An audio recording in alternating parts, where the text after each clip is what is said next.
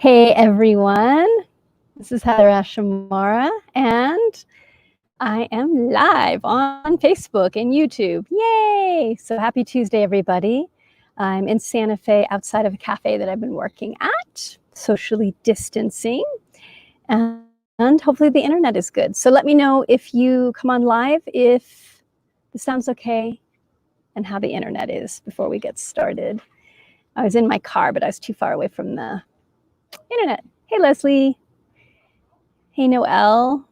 Hugo. So, yay. Hey, Ray. So I'll just take a couple minutes and let people gather. Happy to be back with all of you for our Tuesday Love streaming. Good. I'm glad everything's well there, Leslie. That's awesome. So I think I can show you guys where I'm at. Street. Cafe behind me right there. There are people talking. So, hey, Dan. Internet's a little choppy. Darn. If I can move closer. Let me try and move closer. I'm going to take you guys on a little journey with me to see if I can get closer to the internet without being interrupted by people. It's sunny. We just had this gorgeous rain. So good. Okay. Oh, I forgot my mask. That's okay.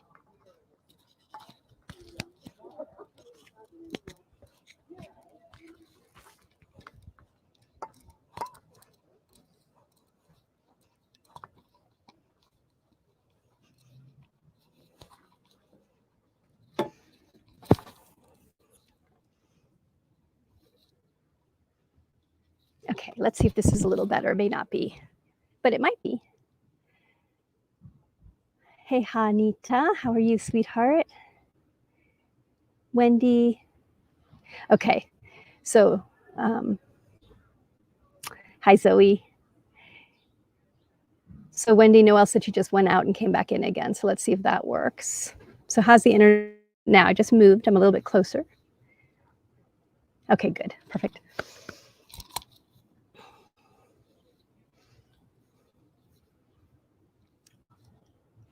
I love that, Ray. Inside crocheting was 35 degrees Celsius in the shade. It's good. Yikes. Hi, Wendy. Okay, good. Hi, Frank. Welcome. Okay, good. We're live. That's awesome. Good. Perfect. Yay. So I'm at a cafe called Iconic. Hi, Diane. Welcome. Hey, Carlene. And the deal with New Mexico right now is that there's no restaurants inside, but if they have outside seating, you could be outside. So I'm outside, which is awesome. Good. I'm still looking forward to where I got a summer camp as well. We'll talk about it. Linda. Hey, Linda. Welcome. Good. Hey, Candace. Welcome. Beautiful. So for those of you that are new, welcome. I think I've said welcome 10 times already so far. That I've been doing love streaming kind of since the pandemic began. My friend Mary and I started doing love streaming 24/7 the first week, and I'm now down to once a week on Tuesdays. And it's kind of just a place for us to hang out together, to talk, explore, for me to share what I'm thinking about or what's going on, for you all to share what's going on with you. So as we go through our time together, hey, Melissa, feel free, if you have any questions, something that you want to share, please feel free to chat. Hey, Ang, nice to have you here, North Carolina. And I'm happy to, I always love to hear how you all are doing, what's going on for you. And yeah, so I don't have anything to read today. Sometimes I do readings. I don't have anything to read today. So we're just going to talk. And we're going to talk about, I'm going to chat about a couple different things. Hi, Diana. And one is just an update on the land. I'm a steward of 180 acres of land outside of Santa Fe, New Mexico. And the epic thing that happened this weekend, besides we made a few more adobe bricks, not many, but we did put up a shed. So the shed's almost done. We're going to go finish the roof tomorrow, and it's huge. As we're setting it up, I'm like, I could live in this thing. Like, this is awesome. So that is super exciting. And the second super exciting things, the second exciting thing is that I realized that I needed a new truck. Not brand new, but I needed a four-wheel drive truck, because I'm looking at possibly living up on the property that I'm stewarding, which is right now down a really muddy dirt road. And we're going to fix the road, so the road will get better, but still, it's in the boonies. So it was so great because I started looking for trucks and was on CarMax and was on Toyota of Santa Fe. I know exactly what I want. I want a Toyota Tundra four-wheel drive. I love my Toyota Tundra. It works perfectly for me. And I looked for about a week and I couldn't find anything, which is unusual for me because I'm really good at manifesting stuff. And so, especially cars.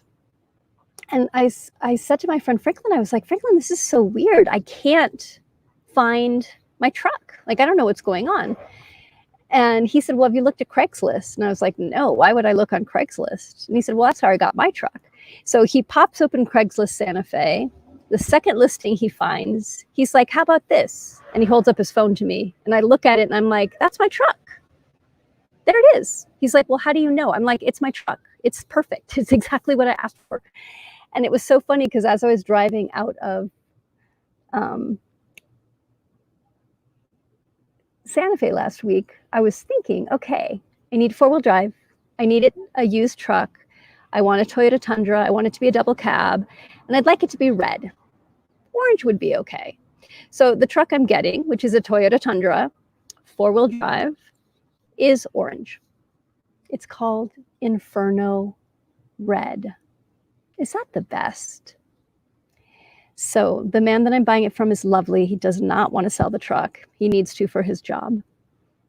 And we were laughing about how, like, he gets to get what he wants. I get to get what I want. I'm going to sell my truck, my blue Toyota, which I totally love. And at some point he's like, well, are you selling your Toyota? I could buy it. Maybe I'll buy it. So anyway, things get moved around. And that is the beautiful thing about staying open, is that I really feel like there's a force in the universe that is arranging things at times. So I'm excited.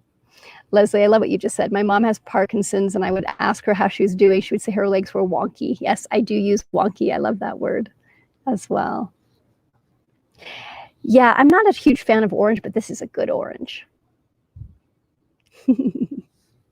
Yeah, I know Toyotas are the best. And it's, this truck has been well loved, and it'll be well loved for the rest of its life with me. So that's my yummy story for this week. The shed, the truck, so things are moving, which is great up on the land, and we're navigating the road. So that's the one challenge right now. The other thing that I want to share with you is I've been doing a course through an organization called the Ottaway Group, and they're a racial equity group. And hey, Kathy, hey, Michelle, is it over already? What's over already? We just started. And we were talking today about this idea of the difference between intent and impact. I thought I'd bring this to you because this is really valuable in all of our relationships, and especially in relationship with people of color. Whether you're a white person or a person of color, there's challenges in our communication. And one of the things that we're not taught about is the difference between our intent and our impact. Brick count, Leslie, we made 15 more bricks. We are now up to 100 115, I think, or 105. Getting there. So hopefully next week, actually, I'm not going to do Facebook Live next week because I'll be up on the land. I may still do it. We'll see. But hopefully I will be able to report many more bricks have been made. So intent versus impact. I can have the best intent and have an open heart and be clear about what I want to do in my relationship with other people. And I can still create hurt and harm. There can still be an impact. And healing happens, I believe, really deep healing happens when we really see each other, when we see the other person's experience rather than defending our own experience. And one of the things I was talking with my team about today is this idea of looking at what our impact is. And this is new to me. This is something that it's something that I tend to do, but I'm learning it in a much, much deeper level in my life. What most of us do, myself included, is we have a tendency to defend ourselves. If someone else is upset, we're not really trained to go, tell me more about your upset. What's going on? How do you feel? What we immediately almost do is, well, I didn't mean that. Or you shouldn't feel that way. Or you're taking it personally. We use the teachings against ourselves and against others.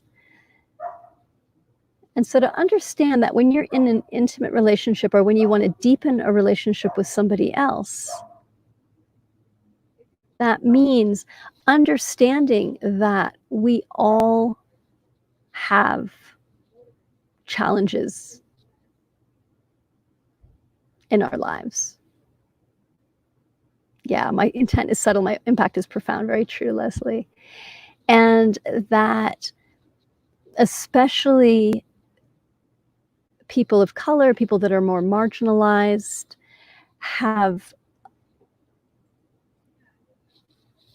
are often constantly asked particular questions over and over and over again, or have places where they're having to defend themselves. And that if it happens once, easy to move on. But it also often happens over and over and over again. So, for example, if you have a very difficult to pronounce name from an English point of view, it may be that your name's getting mispronounced over and over again. And the 20th time somebody mispronounces your name or calls you somebody else, you might get really upset, which makes sense because it's been happening over and over and over again. But then you blow up. You have a big reaction. And where healing happens at a deep level is when, instead of reacting to other people's upset, if we're able to get really quiet and really present and listen. Yeah, or maybe you have 3 names. Yeah.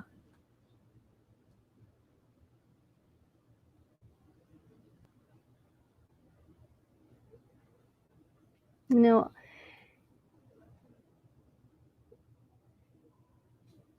I'll share a story that happened to me last week. And I've been talking about this story because it's been a really profound experience of doing the Shamanism Summit, interviewing people. And the night before the Shamanism Summit launched, I had 2 of the Native American women that I had interviewed call me and say, basically, we want to be pulled from the summit. We're getting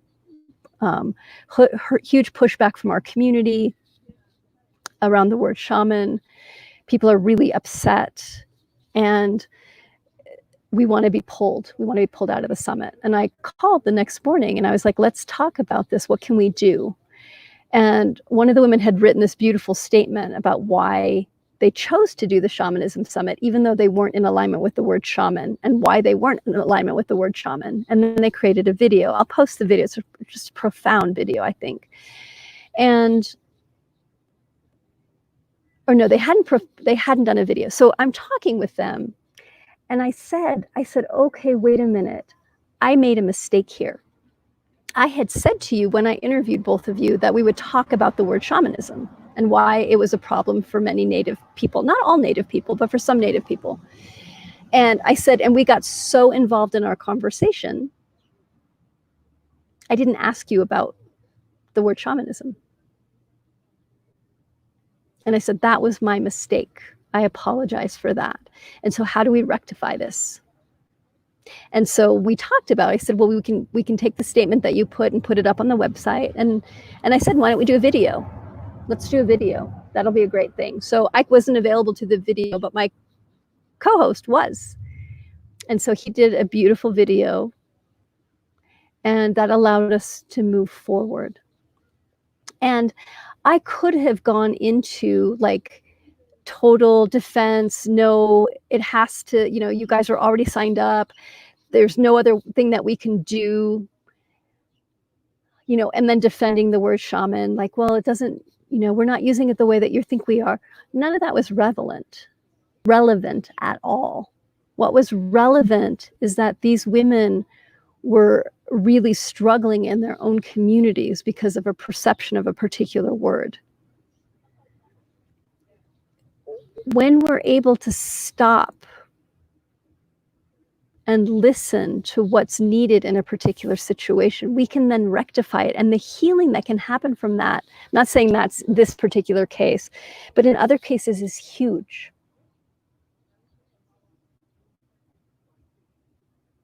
Huge what can happen, the healing that can happen just by showing up and being present with each other. Yeah, we do become defensive much too often. It's true, we do. Yeah, and people need to be heard regardless. Yeah. So let's talk about this. Why do we become defensive? It's a great question. Why do we become defensive? What are we protecting when we're defensive? What's going on? So if you think about that in yourself, when you're defending yourself in a situation, and I don't mean, if you're in an abusive situation and you're defending yourself in that way, I mean this place of somebody's misunderstood you, and now you're feeling misunderstood, or you're feeling that they're calling you out on something and it feels painful. Yeah, it takes courage. It's fear, that there's fear of the defense. And what are we afraid of? I know for myself,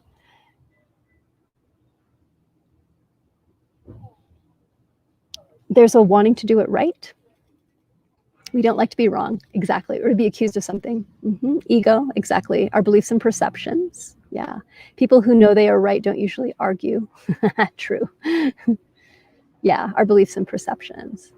And it's really such a learning that we've just learned we have to defend ourselves. Reputation, intelligence, objectivity. Yeah. And so that's my challenge for this week for all of us. Defending your truth and your intent. Yeah, exactly. Exactly. Integrity. But what would it feel like if you didn't defend yourself externally? If you instead supported yourself and opened your heart to somebody else's experience, not meaning to hurt anyone. Yeah. And I think there's this way that we want to say, I'm a good person. That's what we're defending. I'm a good person. Yeah, Christine, I defend when I'm hurt and felt unheard. Yeah. And again, what if we could pause and instead of defend, listen, and listen to ourselves? I always think that so often we want to be seen and heard. And so instead of seeing and hearing others, as well as really seeing and hearing ourselves, we go into defending ourselves. Leslie, I know I'm a good person. The only time I argue is when I'm probably not right. Diane, surrender is powerful in its own way. It can be healing to just allow. Yeah, exactly. Nina, cognitive dissonance. What's happening in that moment is inconsistent with ourselves as we perceive it. Mm-hmm.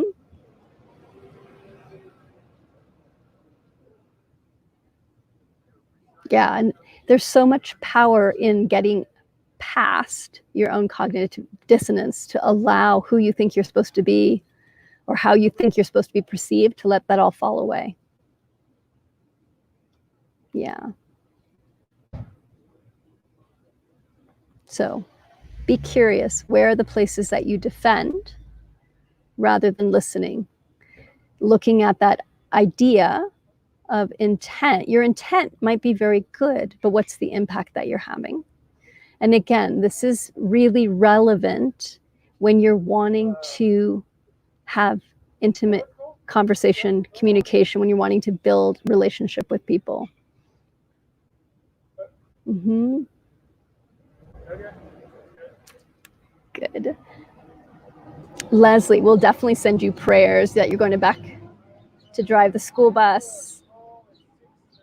Yeah.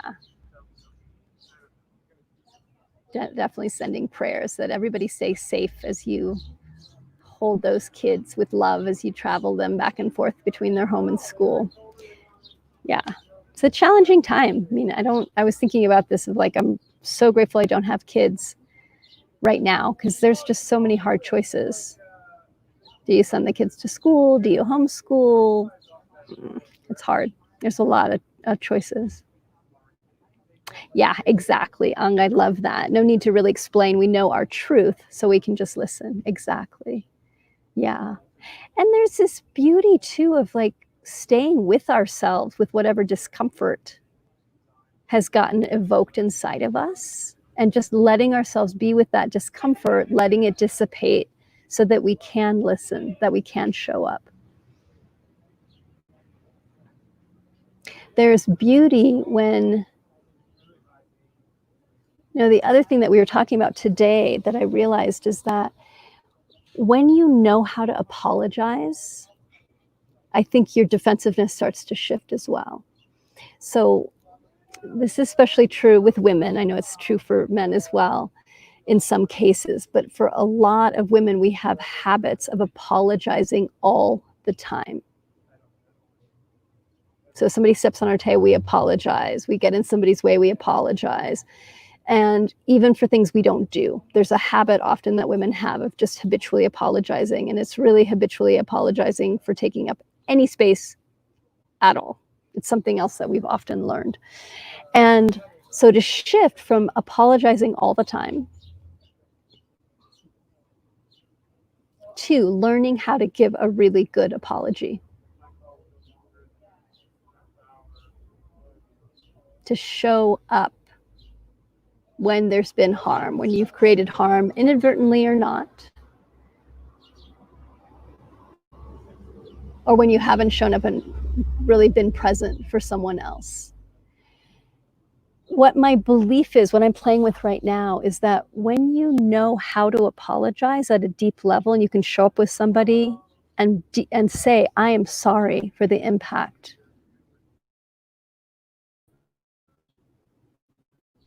I'm sorry for that action. And be with someone else's upset or hurt, even if it isn't just around your relationship right here. That healing is so profound because there aren't that many people that know how to deeply apologize. We know how to habitually apologize, but we don't know how to show up and deeply apologize. Because there are not that many people, we just don't have those skills. When somebody's able to actually show up and apologize, it can heal not just this interaction, but so many other actions from the past where somebody wasn't apologized to. It makes me think of the story of, we were down in Teotihuacan, Mexico, at Day of the Dead a couple years ago, and there was a man that was part of our group, and we were with the Aztec dancers. The Aztec came, so like the last night we were there, the Aztec dancers came in and were dancing for us. And at the end of the dance, this one man went and knelt down in front of the main dancer and gave this incredibly heartfelt apology from himself and from his people. So he was from Spain. He grew up in Mexico, but his family was from Spain. So he was basically, his family was conquistadores. And the Spanish came in and invaded Mexico and conquered the Aztecs and did a lot of damage. And he just spontaneously, with his full heart, said, I am sorry on behalf of my people for what my people did to your people. Please accept my apology. And it wasn't, I need you to make me okay. It was a deep, from the heart, I am sorry for the harm, for the damage. And I'm showing up present here with you now, acknowledging the harm and the damage that was done. And the head dancer started crying. And he said, no one has ever apologized to my people. No one has ever apologized to me. Thank you so much. And his heart broke open. It was an incredible to witness these two men completely broken open with each other. And I really believe that's the kind of apologizing we need now, to understand that your apology is making amends not only for the harm that you've done, but for the harm that's happened before you.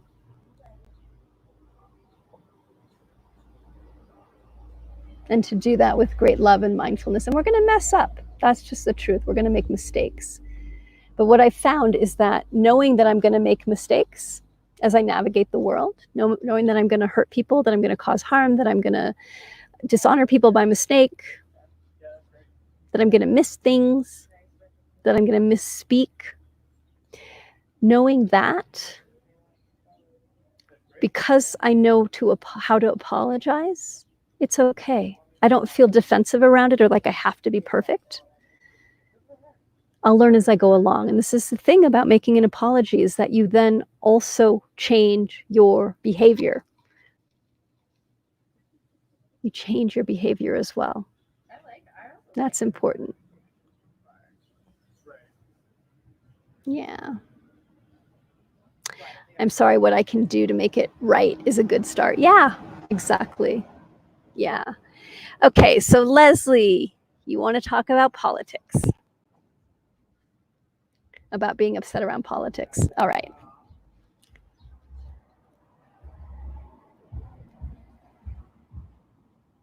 Here's what I'll say about that, hun, is that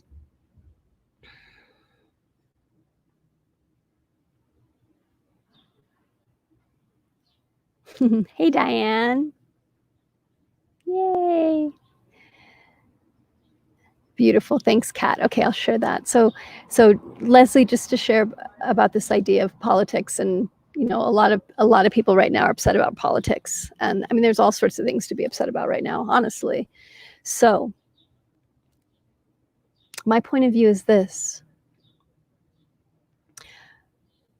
We have a sacred contract with ourselves to deeply manage our own energy and to be sustainable in the long term. Because if we're sustainable in the long term, we can bring our creativity, our intuition, our own inner guidance. We can then look at how do we create sustainable change. If you're constantly getting hooked and upset in the short run and you're losing energy over and over again, what happens is you become more and more afraid and you become less and less effective. And you're just constantly letting yourself be triggered. And so there's a way of managing the information that you're taking in. I'm not saying shutting it down, because that's not good either. So this isn't about, I can't take anything, I'm going to protect myself. And it's also about not bearing yourself so that you're always triggered or you're always upset, because you're not going to be able to create change.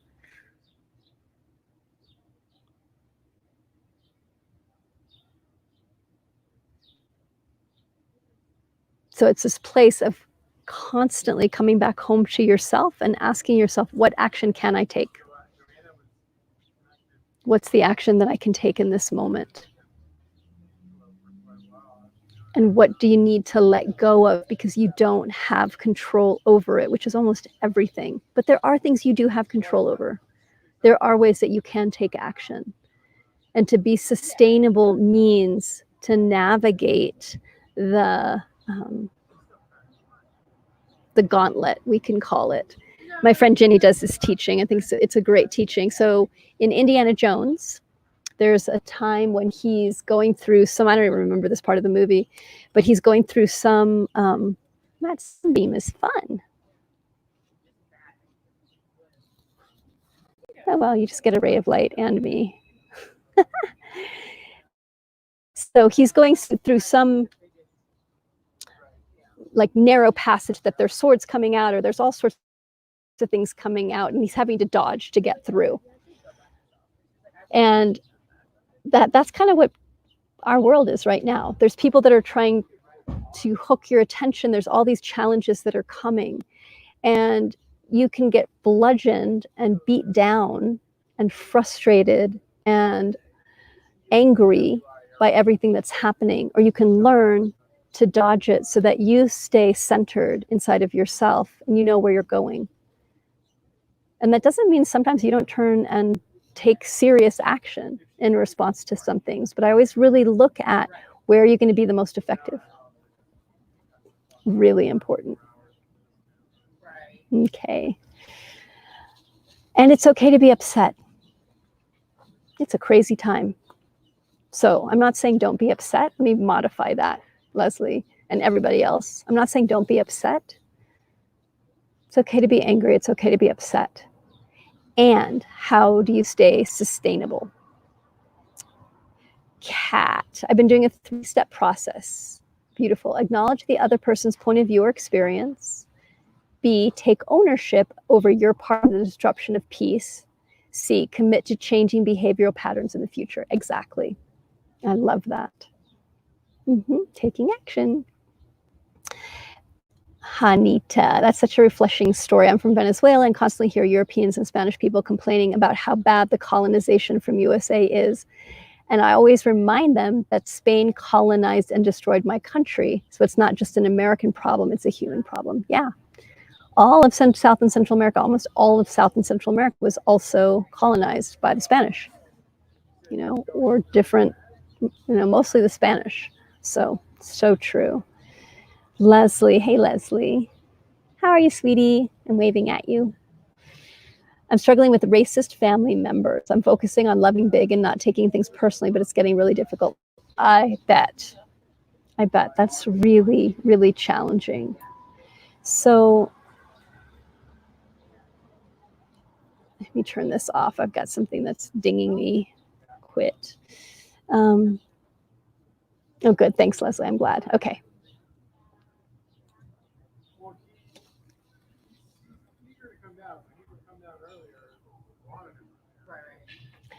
I think one of the things that you can do with racist family members is to understand that they're programmed in a particular way. And you can also create boundaries of places where you do not engage. And you're like, if I'm going to be in the room, we're not engaging with this. There's a boundary. And so I think, Leslie, that's something that you can explore is what's your line? It doesn't mean you're going to try and educate your family to think differently, because again, you don't have enough energy to do that. They're not willing, they're not interested, but you can look at the particular lines that you want to draw to say, we're not going here. So I'd explore that. And yes, loving big is definitely the way to go. And also, there may be boundaries that you set up. of like this conversation, I'm not playing in this type of a conversation or in this type of jokes. And so that you're able to hold your own integrity with, again, not thinking I have to change them. So I hope that helps. That's challenging. Yeah, Michelle, I agree. Everybody wants there to be a side and wants it to be really black and white. This is the bad side, this is the good side. But the truth is there's blessings in each side. Yeah. Good. But I know now we're losing connection totally because I know where I sit. Yeah. And sometimes that's just true. Like, you state what your truth is and you hold to that with love, not you have to believe this as well, but this is what my truth is, and people might fall away, even family. And that's hard. But I also think that over time, there can also be a coming back together and a healing again. So in the beginning, when you start setting boundaries, or you start realizing how different you are, often families, like, there's a split that happens. But what I've seen sometimes, not always, is that people come back around because they realize their hearts are connected and they agree not to agree on these particular things. And there's the heart comes back again. So that's my prayer. Yeah, healing's always possible. Mm-hmm. Yeah. Michelle, one of the main things that came up with Black Lives Matter is by not saying anything, you're complicit by staying quiet, excuse me. Yeah, and we hit a, that's always been a problem. But I think a lot of white people didn't realize this idea of being silent and complicit and how it was keeping the whole structure going. So there's a lot of education happening right now. And I'm doing a ton of educating myself and my team right now. And it's been good work. It's been really powerful work. And there's ways that we get to be uncomfortable and speak up and be allies, learn how to be allies. Yeah. So good to see you, Leslie. Big hug to you, hun. Ray, I've unfollowed lots of people on social media who share racist stuff, thereby setting a boundary and also clearing my newsfeed. Yeah, beautiful. Mm-hmm. How do you address it? So, Michelle, how do you address it with yourself or with someone else and maintain love? So is that addressing it with other people that are remaining silent?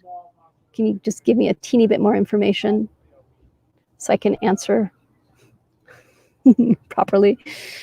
Leslie, I'm worried about the election, and the only two things that will re-elect Trump is a deep racism that we know nothing about, or voter fraud. These are the two things that are bringing up fear for me right now. Yeah, fear for me right now. Yeah, could happen.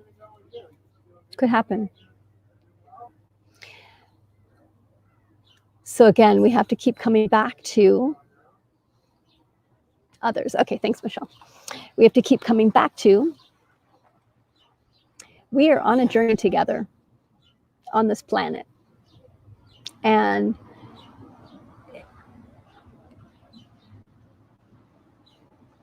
there are things that we can't control, that we can speak out against, that we can protest, that we can, there's a lot of things that we can do. And it's true, there may be voter fraud. There may be, like you said, like deep racism that's getting evoked, because some of the ads that I'm seeing right now, I'm just like, really? We're going there? And we all know this about elections in the United States. I'm guessing this is the same way around the world. But especially right now in the United States, there's incredible divisiveness that's being built up as people try and retain power. And there's a lot of false things that are happening. There's lies that are being put out. There's truth that's being skewed. There's, things that are possibly messing with the elections. It's going to be an interesting ride for sure.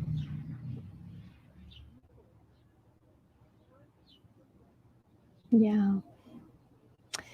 Others when you see an injustice. So, Michelle,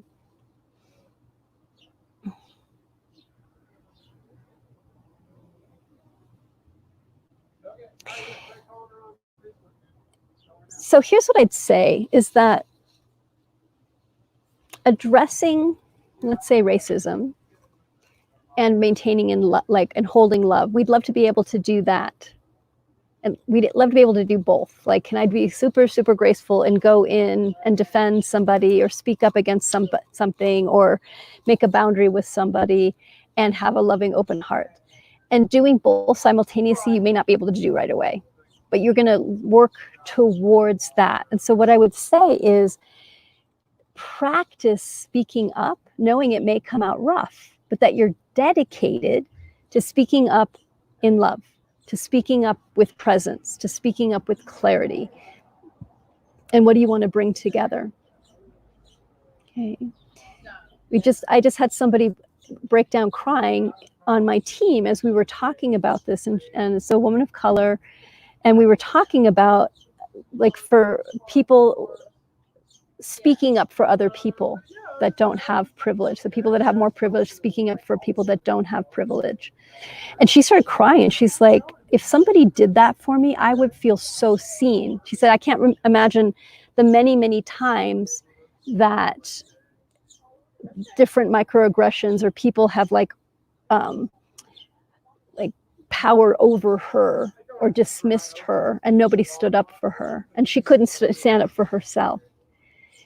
And that really, it brought this even more sense of like, okay, how do I learn to speak up when I see something?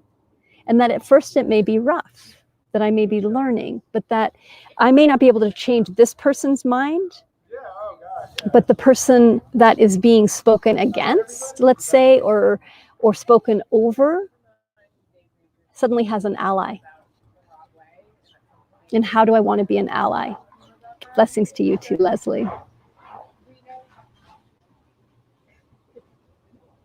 How do we become allies? So that's what I would say, Michelle, is that you practice, you stumble along, you learn as you go along. And the more that we get grounded and centered in ourselves, when we see injustice, we're able to, this is what I feel like I'm training all of us, myself included, to do, is feel into the situation with your heart wide open, and you're feeling into all the different parties. And with your heart open, your intuition is online. And this isn't always going to happen. Sometimes you're pissed, your heart's closed, you're reacting. But to be an ally, we open our hearts and we feel into the situation. And for me, I open to spirit and say, how can I be of service in this situation? How can I be an ally in this situation? And I listen deeply. And that takes practice. But that idea of I want to be an ally is what will help guide you. Mm-hmm. Yeah, Alexandra, I speak up a lot and that got me in trouble. Last thing, I lost my job. So that's why I'm saying you have to feel into the situation. Okay. And I have no idea, Alexandra, so this is not directed at you at all. And for all of us, that there's different contexts. So yes, sometimes you're going to speak up and you're going to lose family. You're going to lose things that are valuable and precious to you. And we can also learn to navigate. There's no right or wrong here. So please don't hear me saying black or white, because sometimes that happens. And sometimes we can feel into a situation and go, I'm going to choose not to say anything in this moment. And that's a choice. And depending on the power. I bet, Gretchen. Answering so many questions from the children lately. They are so smart and mindful. Yeah, exactly. They pay attention. Mm-hmm. Hey, Janelle, welcome. Yes. So Leslie, about Trump wanting to bring federal troops into Albuquerque. Yeah. So here's what I did around that. Because, yeah, Sheila wrote me and said, what do we do? What's up about that? And that idea of creating protection over the city. The other thing I did is I did two things. I got more information. So I didn't just go, oh my God, troops are coming to Albuquerque. What does it mean? And just made up a whole story. I stopped and did a little bit of research and found out that there were 5, from what I read, there were 5 people that were showing that he was sending 5 people. And I'm like, okay, well, that's not exactly troops. That may turn into that. And then I asked myself, I was like, okay, well, if there are troops, if what's happening in Portland started happening in Albuquerque, what would I do? Because Portland, totally intense situation. And I was like, I might go protest then. What I also did is I went and upped my donation to the ACLU. Because I'm like, what's happening with the troops in unmarked vehicles and unmarked troops, that's a violation of civil rights of citizens of the United States. Who can help with that? Lawyers, the ACLU, that's what they do. So that was my other action. So it's really, we have to keep coming back to what is the best action. And sometimes there's going to be action and sometimes it's going to be not taking action. Sometimes it's going to be like really educating as many people as you can. And sometimes it's going to be getting super still and quiet inside of yourself so you stay centered. Okay. So I hope that helps. Yeah. Yeah.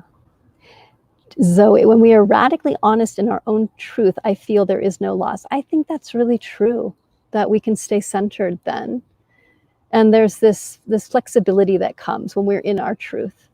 There, typo. Yeah, gotcha. That's Facebook. Sometimes we do typos. So what's our truth? But I also want to encourage all of us to be, what's the right word? To be flexible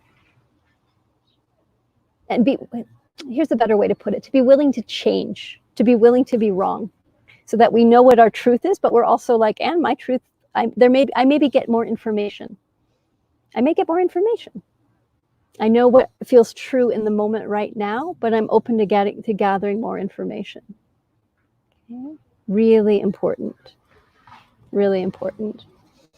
So before we close, I just want to share one more story because I want to be accountable to you all and to myself.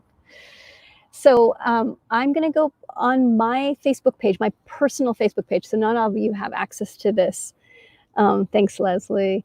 I shared about being vulnerable around something that I was working with, and somebody wrote me, somebody I've known for a very long time, and basically called me out and said, I don't think this is vulnerability. Here's why I don't think it's vulnerability. Here's all the things that, how did she put it? I'm gonna have to go reread it again because I went into reaction. The first line, I was like, okay, I'm in reaction. I had to calm myself down. And I went back and read, and there was a place she was calling me out about something. And then a little bit later, she said, oops, I realize I'm calling you out. I realize this is part of the pattern of white people calling other white people out. And let me adjust, and she adjusted, she shifted it. And I've been really sitting with how to respond in a good way. So I just want to be transparent about that. I will try and take that post and bring it onto and share it with my public page, because it's interesting to have these conversations, and sometimes they're hard, and sometimes we get called out for things, and there's truth in it. I'm always looking at, even if somebody's projecting 99% of the time, I'm curious, what's the 1% of something I can learn and adjust in my life? Not to make myself wrong or beat myself up, but just what's the 1% that is, for me, that's going to allow me to grow? Angela, hi, my love. Yeah, be flexible and do whatever is necessary to stay out of fight or flight ourselves. Absolutely. Absolutely. I'm going to say that again, everybody. This is really huge what Angela's saying. And she and I have had lots of conversations about this around trauma. that you got to take care of your body to make sure that you're not putting yourself into situations where you're going into fight or flight. It's so hard on your nervous system, and it takes loving and navigating yourself in a gentle, beautiful way. Zoe, I love it. So many times in my life, I felt so strongly about something, and then a month later, my whole thought pattern has changed, and I wonder why I spent so much energy on something that in the grand scheme had no value. Yeah, so true.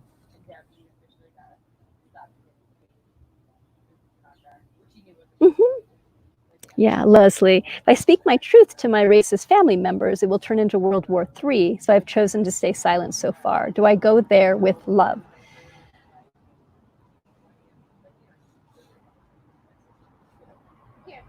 I would say, sweetheart, that feel into it. I mean, that keep feeling into it. There isn't a right or a wrong answer around that. If you keep opening your heart, which you are so good at doing, Leslie, I know you have such an amazing heart, that, you know, there's a way, I don't know if I'm going to explain this well, and Leslie, I can share what it is, that as you open your heart and you just pray and ask to be of service, ask to be of service, ask to be of service, that you may find an opening. Okay, that you may find an opening, but that you're willing to stay engaged if there is an opening that happens. So I hope that helps. Leslie, my aunt sent me a message about the leader of Black Lives Matter was a sex trafficker, and I just didn't even respond. Yeah. Yeah. Sometimes that's the best. Don't engage. Don't engage. And sometimes engaging is the exact thing to do. So, yeah. I mean, I have a friend that is very, you know, believes the coronavirus, the COVID-19 is a hoax, and I've just stayed with her. And every time she started going into it, I don't debate her about it, or I just hold. And today, and I'm very aware, like, I don't agree with her, but I'm not going directly against her. I'm just listening of like, And yesterday, she said something to me like, well, do you even know anybody that's had COVID-19 or and I was like, I do. And she's like, you do? And I was like, I do. One of them's dead. One of them's in the hospital, and one of them was sick for 6 weeks. And she was like, oh. And we just sat with each other for a minute. It was really beautiful. And then she said, well, you know, that's not the problem. The problem is fear. And I said, I agree with you. I said, Corona's, you know, COVID-19 is a problem for sure. And there is a bigger problem around fear. I agree. We have to not be in fear. We have to respect. And so in that moment, we were able to agree. And because she trusts me, and I wasn't battling her of like, you're wrong, you're wrong, you're wrong, because I just kept my heart open, I was able to help her start to go, oh, it is real. She doesn't want it to be real. She wants it to be all the fear. And I'm like, it's true. It's both. Fear is a huge issue, and so is COVID. Hey, Serena. Yeah. Yeah, so true. Hanita, change is constant, so it's better to embrace and learn how to be flexible and accept change rather than expect. The only constant is change. That is the truth. Yeah. And it's not okay not to engage. It's true. It's okay not to engage. Yeah. Accept change. Yeah. And I'd say this is that it's okay not to engage in the small, like in the day-to-day. Like, we have to look at where do we engage. So it's not that we're never going to engage. So I keep trying to find where there's not this lovely light, but that's okay. That thank you, Serena. I'm glowing. It's about not engaging. It's not about always engaging. It's about finding where do you want to put your energy? Where is your energy best of use? Sustainable, sustainable, sustainable. We need to stay sustainable. All right, Live. So I'm going to share. This is so exciting. So this weekend, we are doing something crazy. Wouldn't you agree, Serena? Which is our first ever summer camp online. So it's heatherashmar.com/camp. We're doing an online virtual summer camp. There are, I don't know, 12 or so different people from our leadership team that are sharing everything from dessert first parenting to supporting women of color in our community to making ice cream to, Serena, are you still here? Yeah. What's your topic again? My topic is around playing with your disaster mind. I'll go sit over here.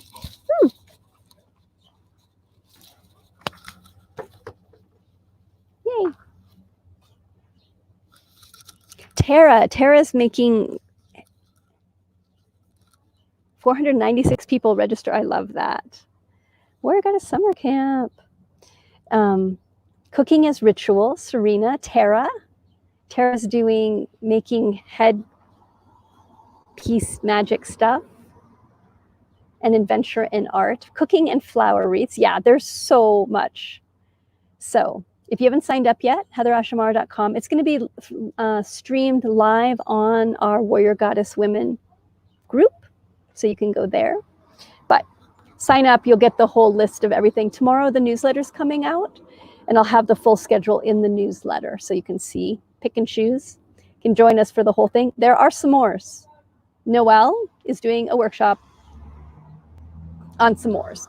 And we're going to be out at we can't be at the Warrior Heart Ranch because there's no internet, but we're going to be at my friend Ginny's house and doing fire ceremonies and stuff. So again, heatherashmar.com/ I love it. There's Noelle. Hi, Noelle. Savoring the sweet things in life, the art of making s'mores. So there's going to be some massive weaving magic happening with all of these incredible women. And if you register, you get a bonus meditation too from Serena. Thank you, Serena, for doing that. Yeah. So summer camp is coming. Much love to everyone. Check out the newsletter tomorrow. It's all free. It is. It's all free. It's live streaming, and everything will be recorded too, so you'll have access to it later. Nope, there is no fee for camp. It is free. Yeah. I don't know if we could do a virtual fire walk. We might be able to. Yeah, the schedule will be coming out, Ghislaine. So I will also tomorrow in the newsletter. So if you're not signed up for the newsletter, well, I'll post it as well. But if you're not signed up for the newsletter, you can go online, heatherashmar.com, sign yourself up for the newsletter. Good, Ray.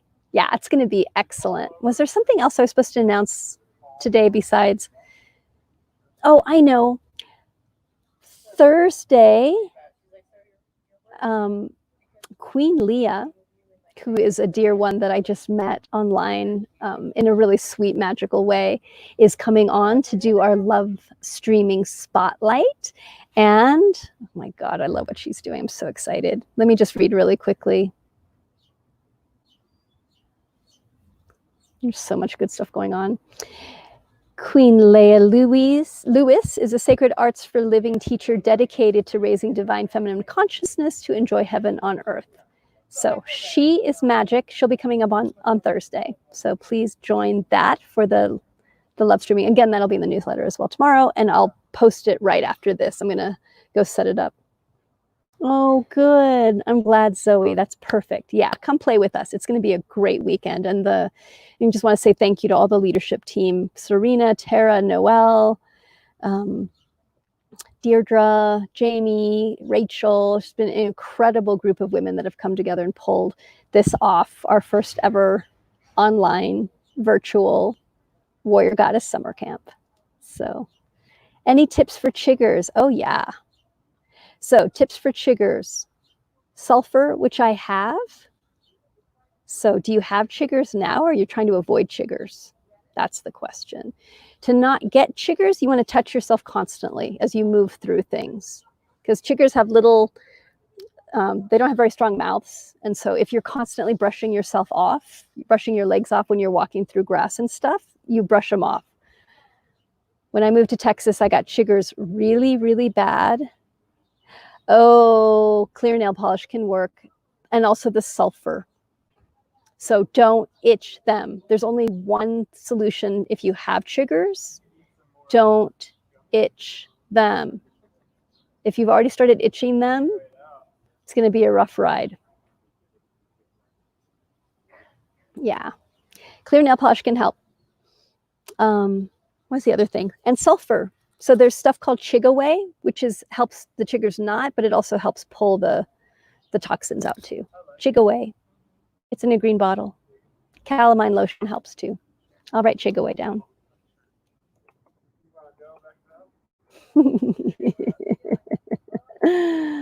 I think that's what it's called, Chiggaway. Maybe it has 2 G's. Yeah, it has 2 G's.